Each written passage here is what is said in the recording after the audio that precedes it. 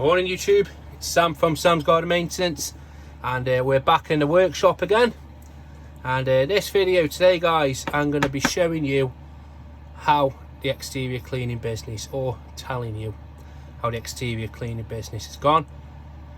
Remember back, it started off as just a simple, humble gutter clearing round, but now it has sort of formed into the exterior cleaning business, or your gutters, as I've decided to brand it. Now, I want to sort of give you a bit of a bare bones look at things. I'm not going to I'm going to tell you how it's went. I'm not going to go into pricing. I'm not going to say, right, this job generated this is how much you should charge, nothing of the sort.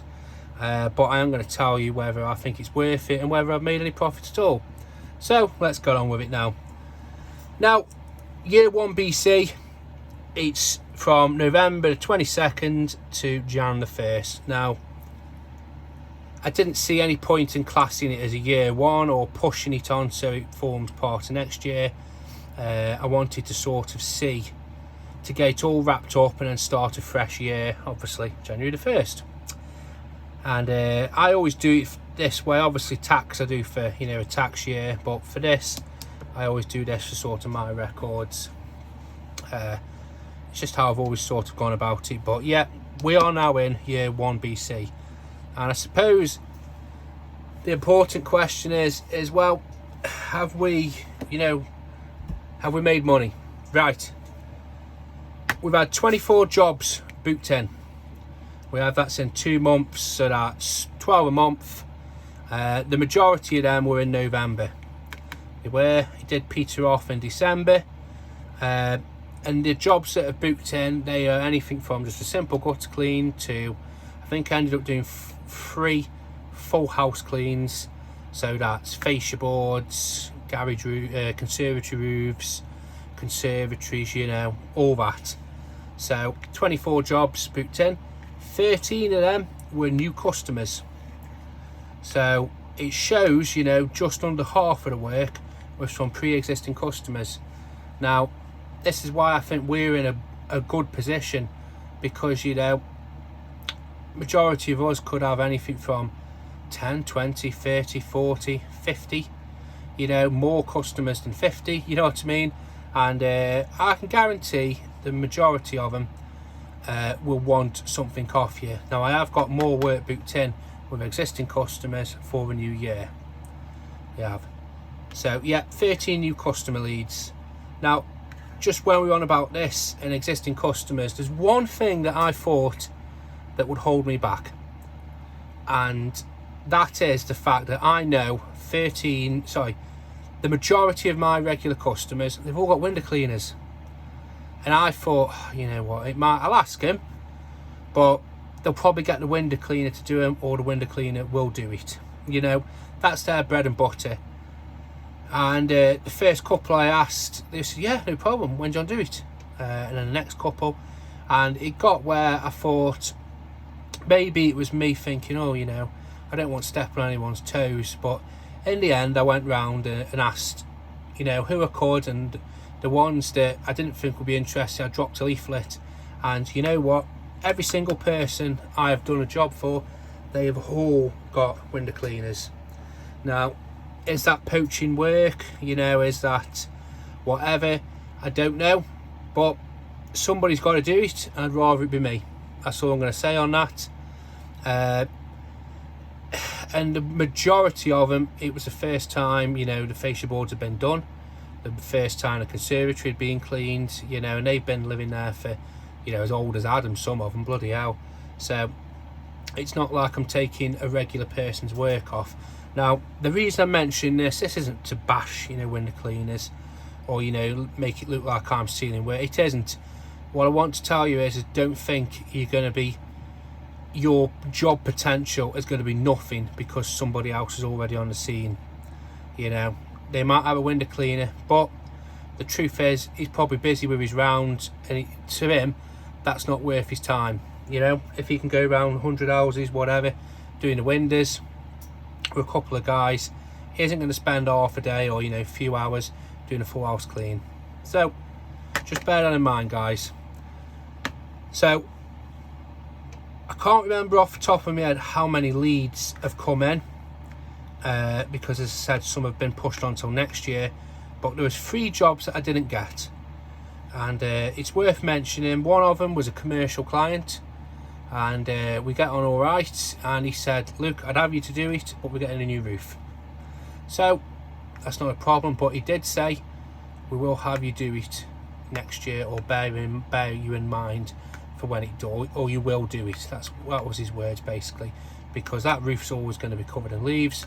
Another one that I didn't get was it was a property, and to be fair, it was one of them where I did price it high. I didn't price it ridiculous. It wasn't a fuck off price. I wanted a job, but the thing is the property itself is in the middle of nowhere. It's about a 40-minute drive from me. It had a thick carpet of moss all the way around the back, and the gutters, you could tell again, had never been cleaned out. They're cast iron gutters, you know, because this building, it's, as I say, it's in the middle of nowhere. It's been there as old as Adam, sort of thing. And you could tell the downpipes are all blocked. Sometimes you can, you know, vac them out, all very well, easy done. Sometimes you might have to rod them or take them apart, and well, you know yourselves, you don't want to be taking apart old cast iron pipes, because if you break something, you know, you can't go back to bloody, you know, days gone by to get spares, and you don't want to have to explain to a customer that something's happened. So I never heard anything back off them. If I do, it's a bonus. If I don't, well, it is what it is. There was one Karen customer, and she was worth mentioning because she was the first, you know, arsehole customer that I'd picked up through this. And I'll cut it short and keep it brief. But when I got there, she was throwing the leaves from her garden into the next door's garden, who had the trees, because they were their leaves. So that was maybe the first warning sign. And basically I gave her the price. I gave her a very reasonable price actually, considering on the property size and its location, and it wasn't much at all. I'll be honest with you, it was £60, and I reckon it would have took me about an hour. Now, £60 an hour, I've said I'm not going to talk too much about price, but I will tell you, gutter cleaning, fascia cleaning, it is very, very profitable. It's very lucrative work, and as such, it's one that could be charged. Now, I know my prices sit sort of in the middle. So right at the bottom, you've got the bloke who'll shimmy up, you know, do his trapeze act with a bucket, you know, climbing over the conservatory, whatever, to do the job.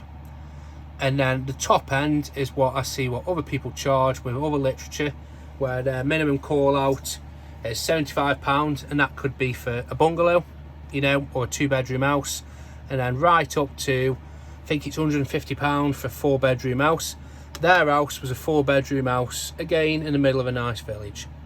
So I thought that was reasonable, but the lady herself, her exact words were something along the lines of, I've worked hard to get my job, I work in the NHS, I'm only on £25 an hour, and as such I'm not paying you anywhere near that, because you're just here to clean my gutters out. So I was thinking about £20.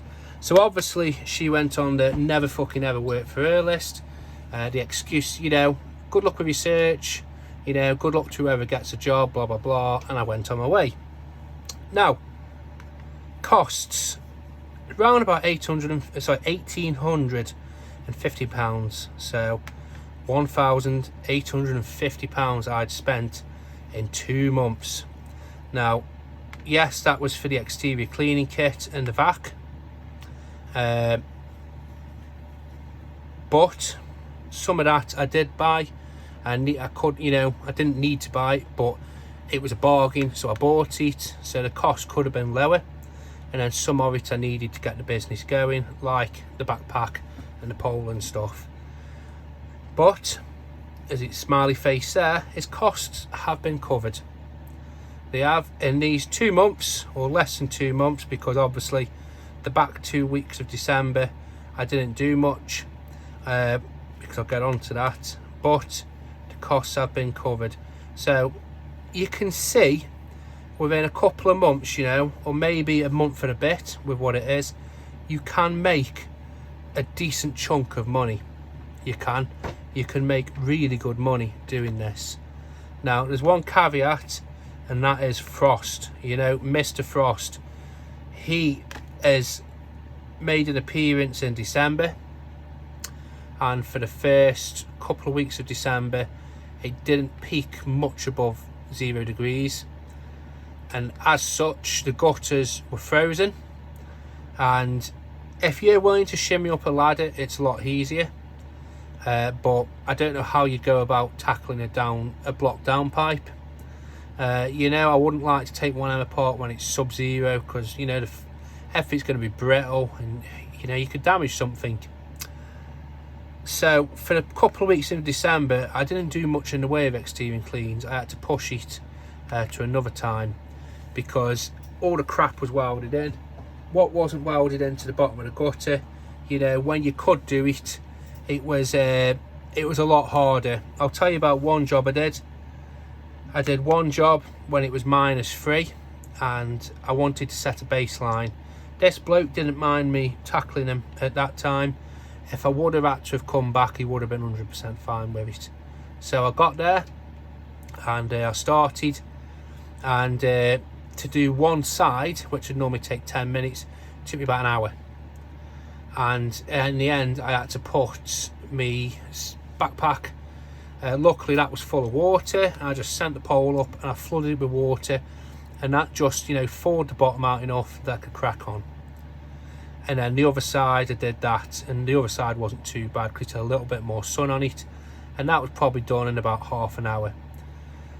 So you can work in it if it's not too cold, but by and large next year I am aiming to have all of this work done for December, for just before December, and I'll get on to that.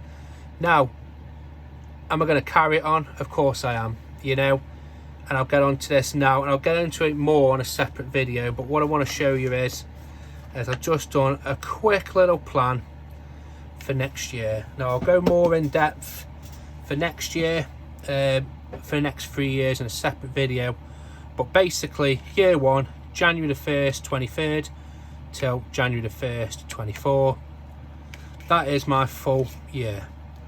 And as I said, I'll get onto it next time, but there's some little things I want to take away. The gutters, I want them done and booked in for before December the 1st. Now if I get a customer halfway through December and says, oh, can you come do them, if it is fine to do them, they will be done there and then. Or, you know, maybe if it's the next day and I'm free, it'll become, but it will be on that basis, basically, that they have it done there and then, or, you know, the next day. Now that's not me pushing them into it, and this we made clear to the customer. It's basically with the frosts that we've been having, you never know, next year might be different. It might be all rain like it was the previous year, but this year, if I would have booked a load of work in for the first couple of weeks of December, I would have had to have moved them, and probably moved them again, because you just don't know what the weather's going to be like. I didn't think it was going to hang around as long as it did. So you could say, oh, I'll come to you next time, and then you have to cancel them again and move them.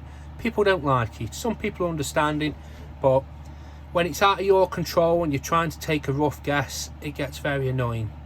It does. So the work will all be done. All booked in work will be done before December. Any additional work, well, it'll be weighed up, and it'll either be offered to do it there and then, or, you know, whenever I know it's going to be able to be done, because there's nothing that I can do if a gutter's frozen.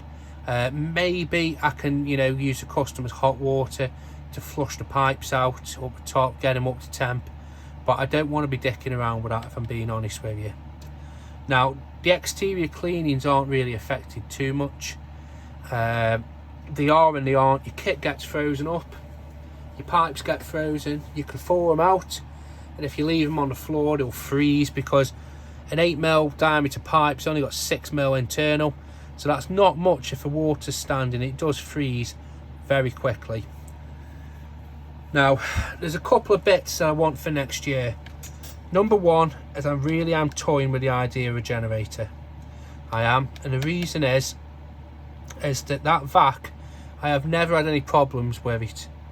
I've only ever had one job where I went, it was actually my first year when I went with a smaller vac and it tripped the customer's electric out straight away. It was reset and it worked fine. But it's stuff like that that could, you know, a customer could think about and dwell on, and if something happens down the line, they'll swear black as white that it's you. They will.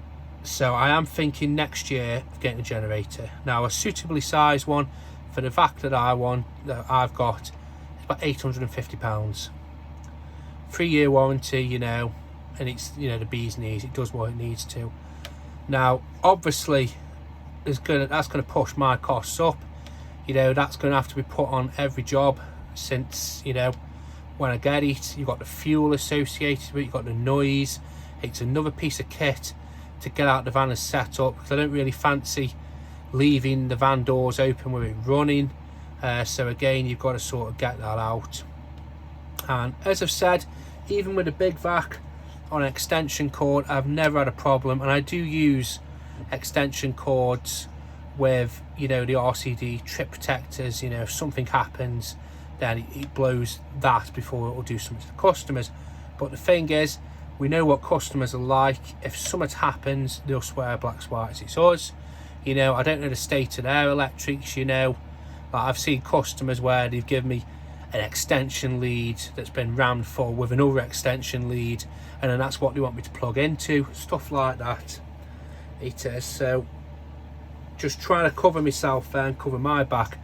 But the more fun sides to getting a generator, well, I can get in and get out even if the customer's not in, because how it is at the moment, the customer's got to be in to give me electric, unless they've got outside power sockets, and it's not actually the norm. I thought it was, but there's not actually many people with outside plug sockets. So that is a big one, the fact that I can get in, get it done. All the work I do is done by camera anyway. You know, I take before and afters, so the customer, you know, they could be assured that the work's getting done. I can say, yeah, I'll come at my convenience, basically. They don't have to be, I can get it all done. Just leave the gate open for me. And then the second reason I want it is for commercial work. I want to start pushing this for commercial side, and there's no way that you know, you don't want to be saying, oh, can you plug this in? And especially if it's a big site, you can't be using extension cords fucking around with that. You will. Now, there's a couple of more misc bits that I want. Just a new squeegee head, new sponge, other little bits. But the big one, I want to earn £5,000 in this year. Basically next year, I want to earn £5,000. And that's roughly probably half a day a week I want to give to this. So that's my goal. It is. So I'm going to cut the video off here, guys. Now, I know it's a lot of information, I know I've waffled on a lot, but I wanted to try and cover as much of it as I could. So basically you're on the same sort of, you know, knowledge as I am, as in, after this, it's going to be the unknown for all of us.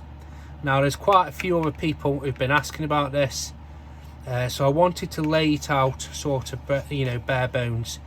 But as I say, it's less than 2 months. It's probably more like 6 weeks. But you can see that, you know, you can stand to earn a decent chunk of money. You can. Yes, we can argue I've earned no money or very little money because of the costs associated, but I have earned more than that. It's not a shitload more, it's not a massive amount more, but it's more than that figure there. It is. So, you know, if you've got more customers than me, which, let's face it, you know, the majority of you could have, or even if you've got less, you can start chipping away at your initial cost. Now, I was thinking about this the other day, that of all, because I do, the majority of my customers, their gut has already been done by me, normally at the start of the year. But I was thinking about this, you know. Now, that 24 jobs if I wouldn't have done the gutters for the other customers, that could be up to around about 40, even 50 jobs there, and that's just from existing customers. I was looking back at my records, and there's probably 20, 30 more gutters that I've done through existing customers. So if you're just starting out and you're thinking, right, who do I target? It's your existing customers. It says that's who if I didn't have done that, then that figure probably would have been, you know, maybe double. It would. So you can see just how profitable. Now, this isn't a cash grab. I class this as a premium service. So it's not just a case, well, it is a case of just vacuuming and going. It is, but if you're going to do it, try and give a little bit of value back. So what I do is, you know, the little downpipes where they have those leaf catcher box things, I vac them out. You know, like I did one job where there was a customer, I did a gutters on the back garden, and the neighbour's gutters were overflowing, but they were pushed onto her side, so he would have had to have come round to her side to do them, and there was leaves coming out, you know, fucking weeds. So you know this bloke's never done them. So I did them. It took me 5 minutes. It did. But that value to that customer, that she doesn't have to see them weeds anymore, you know, it just shows to her that she's getting good value for money, even if she's paying a real high hourly wage. And let's face it, that's what the majority of customers turn what we do into. They just put it off as another hourly wage. Oh, he's on £80, £60, £40, £2,000, you know what I mean? They all put it down to an hourly wage. They do. So try and provide value for money. Same with the exterior cleaning. If somebody just wants a conservatory doing, and then the windowsill next to it, just breeze over it, you know, blade the windows over after. It's value. It doesn't take you long. It's what, 2 minutes, but for them it's a fucking big deal. It is. So that's it, guys. As I said, it has been a success. I've enjoyed it. I've really enjoyed it. Even the miserable Karen lady, that's not put me off. I'm looking forward to next year. I'm going to go through in a bit on another video on my plans for the next 3 years for the exterior cleaning and the SGM garden maintenance. So stick around for that next video, guys. You'll know by the background. So have a good day as usual. Keep on gardening or guttering, or, you know, whatever you want to be doing.